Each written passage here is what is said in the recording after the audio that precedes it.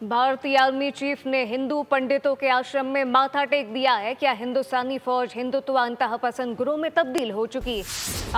RSS ने हर इदारे को इंतहा पसंद हिंदुओं के गुरु में तब्दील कर दिया। भारतीय आर्मी भी अब हिंदुत्व का सबसे बड़े नेटवर्क की पैरोकार बन चुकी है। भारतीय army chief general Upinder Dwivedi की मंदिर यात्रा जारी। भारतीय आर्मी चीफ ने हिंदू पंडितों के आश्रम में माथा टेक दिया। क्या हिंदुस्तानी फौज हिंदुत्व इंतहा पसंद गुरु में तब्दील हो चुकी? तफसीलात क्या है, सलमान अवान से जानते हैं। सलमान, बताइएगा।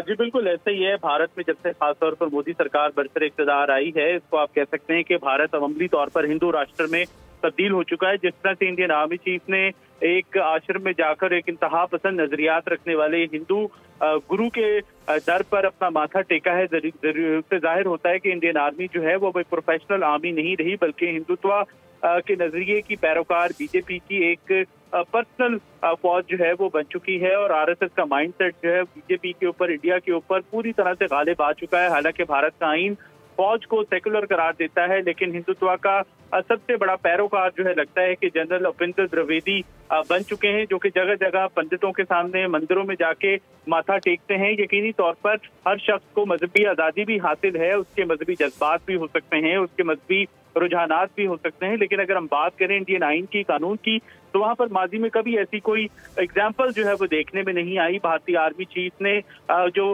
मंदिर यात्रा है उनकी जारी है, वो वर्दियां पहनकर राम भद्राचार्य के आश्रम के बाद अब केदारनाथ में भी उन्होंने हाजिरी दी है, जो कि हिंदुओं का एक मुकद्दस मुकाम है। बतौर हिंदू उनके नजरियात हो सकते हैं, जज्बात हो सकते हैं वंस अगेन, लेकिन जो वर्दी पहनकर वहां जाना है, माथा टेकना है, यकीनी तौर पर ये बहुत कुछ जाहिर करता है कि इंडियन आर्मी जो है वो बहुत सारे क्रिटिसिज्म के बावजूद, जब वो पहली बार गए थे आचार्य के आश्रम के ऊपर, वहां पर भी उनको बहुत ज्यादा क्रिटिसिज्म हुआ था, लेकिन उसके बाद भी उनकी तरफ से जो मंदिर यात्रा जो है वो जारी है। और इससे जाहिर होता है कि भारत का दिफा जो है अब हिंदू देवी देवताओं के आशीर्वाद पर मुनहसर है, क्योंकि उनका ख्याल है कि जो पंडित हैं, देवी देवता हैं, उनके आशीर्वाद की बदौलत ही इंडियन आर्मी जो है वो अपनी खिदमात अंजाम दे सकती है, अपनी सर्विसेज जारी रख सकती है। उसकी ताकत का मंबा।